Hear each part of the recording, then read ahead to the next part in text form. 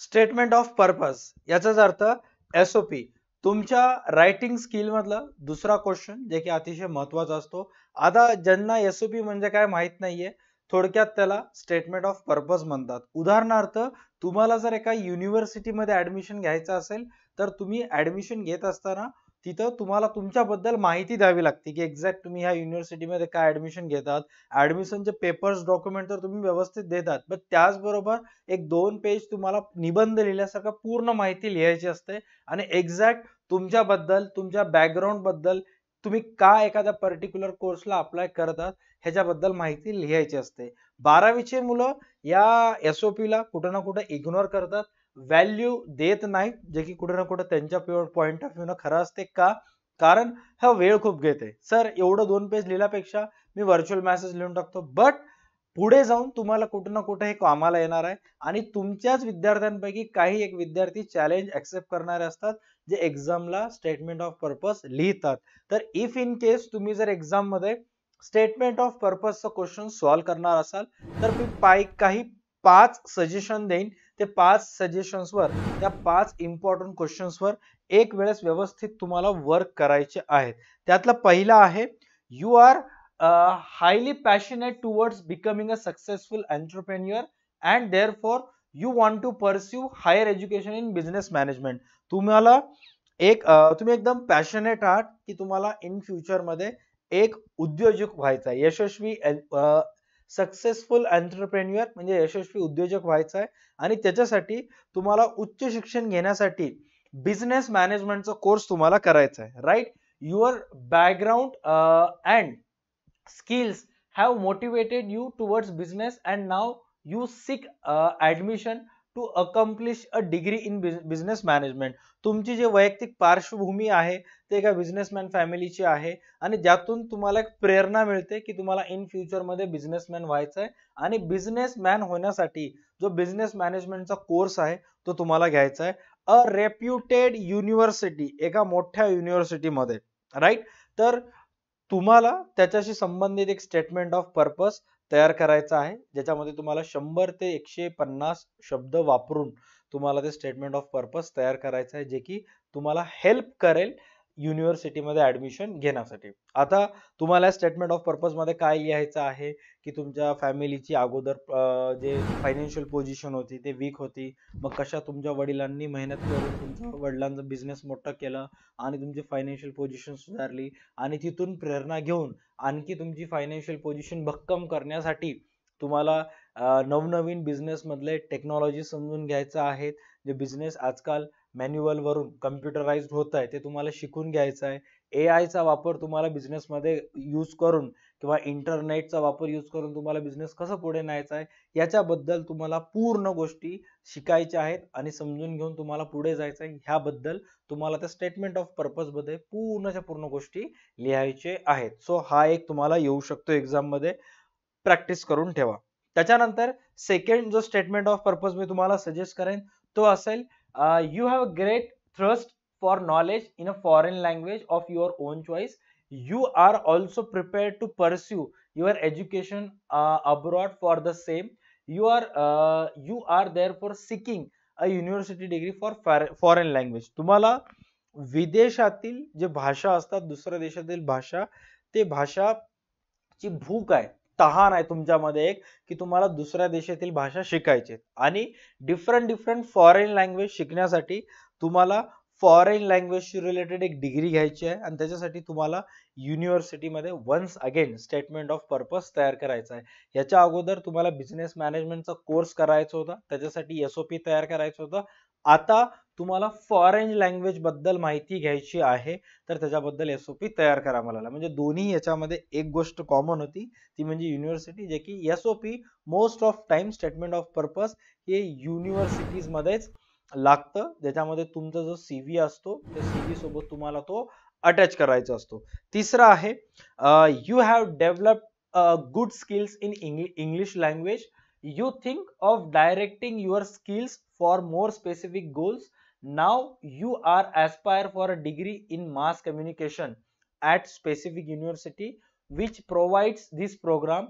Prepare a statement of purpose. आता तुमचं जे इंग्लिश मीडियम मध्ये संभाषण कौशल्य आहे तो एकदम चांगला आहे. राईट, तुम्हाला इंग्लिश लँग्वेज मध्ये एकदम चांगले स्किल्स तुम्ही डेव्हलप केलेत.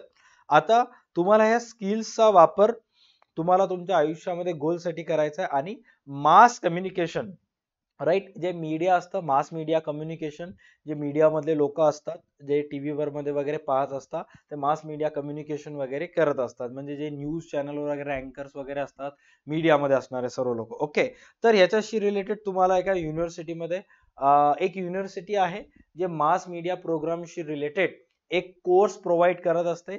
तर त्या युनिव्हर्सिटीला तुम्हाला SOP तयार करायचा आहे, जे की हेल्प करेल तुम्हाला त्या युनिव्हर्सिटीमध्ये ऍडमिशन मिळण्यासाठी. राईट, त्याच्यानंतर नेक्स्ट जे चौथं आहे, you have been shortlisted for a scholarship to attend online course in development English speaking skills. Okay, आता तुमचं नाव शॉर्टलिस्ट करण्यात आलेलं आहे शिष्यवृत्तीसाठी, स्कॉलरशिपसाठी, जे की तुम्हाला देण्यात येईल कशासाठी, to attend an online course in developing English speaking skills from the American embassy in India.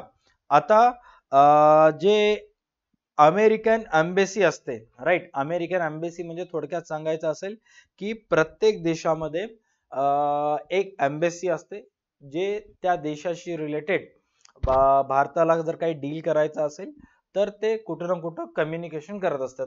थोडक्यात सांगायचं असेल तर आता भारताला अमेरिकेसोबत एखादा व्यवहार करायचा असेल, डील करायचा असेल, तर भारताचा जो गव्हर्नमेंट असतो तो सर्वात अगोदर भारतामध्ये अमेरिकेचे जे एम्बसीचं ऑफिस आहे त्या एम्बेसीच्या ऑफिस मध्ये जाऊन कम्युनिकेशन करतात आणि मग ते एम्बेसी जे आहे ते व्यवहार तिकडे करत असते. ओके, तर इथे तुम्हाला काय सांगण्यात आलेलं आहे की अमेरिकन एम्बेसी, अमेरिकेचे जे मंत्रालय आहे भारतामध्ये, जे त्यांची लोक आहेत त्यांच्या मार्फत ते एक स्कॉलरशिप देत आहेत तुम्हाला कशासाठी, एक इंग्लिश स्पीकिंग कोर्ससाठी. राईट, समोर काय सांगण्यात आलेलं आहे, the final selection will be made as per the statement of purpose given by the shortlisted candidates. आता याचं जे शॉर्टलिस्ट करणार आहेत म्हणजे कोणा विद्यार्थ्यांना निवडेल वगैरे, तर अमेरिकन एम्बेसी तुमच्या सर्व कॅन्डिडेट्स करून ज्यांना ही या स्कॉलरशिप पाहिजे इंग्लिश स्पीकिंग स्किलसाठी, तर ते इंग्लिश स्पीकिंग स्किल्स साठी स्कॉलरशिप मिळावी म्हणून तुम्हाला SOP तयार करायचं आहे आणि ते SOP तयार करून तुम्हाला त्या एम्बेसीला द्यायचं आहे. आता इथं तुम्हाला सांगितलेलं आहे की इंग्लिश लँग्वेजवर तुमची जी स्किल्स आहे त्याच्याशी रिलेटेड तुम्हाला SOP तयार करायचं आहे.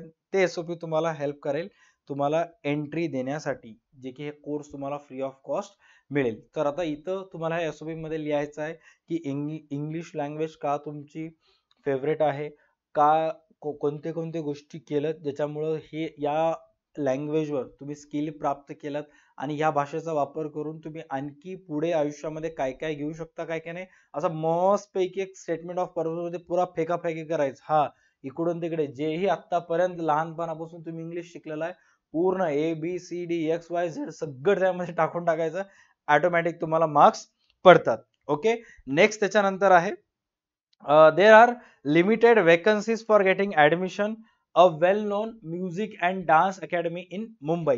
Vacancies म्हणजे जागा, एका म्युझिक इंडस्ट्रीमध्ये, सॉरी, म्युझिक आणि डान्स अकॅडमी आहे, एक मोठी अकॅडमी आहे जिथं म्युझिक आणि डान्स शिकवण्यात येत असतो मुंबईमध्ये.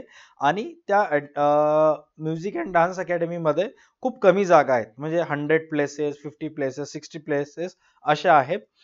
Dancing is your passion and you always wanted to pursue career in music and dance. तुम्हाला लहानपणीपासूनच म्युझिक मध्ये, संगीत मध्ये आणि नृत्य मध्ये आवड होती आणि तुम्हाला त्याच्यातच तुमचा जो करिअर आहे तो परस्यू करायचा आहे. तर तुम्हाला स्टेटमेंट ऑफ पर्पज लिहायचा आहे, त्याच्यामध्ये तुम्हाला सांगायचं आहे की मी किती गरीब होतो, मी किती लहानातून वर झालो, किती माझ्या आईवडिलांना कष्ट करावं लागलं, मग मला म्युझिक शिकता आलं, मग संगीत शिकता आलं.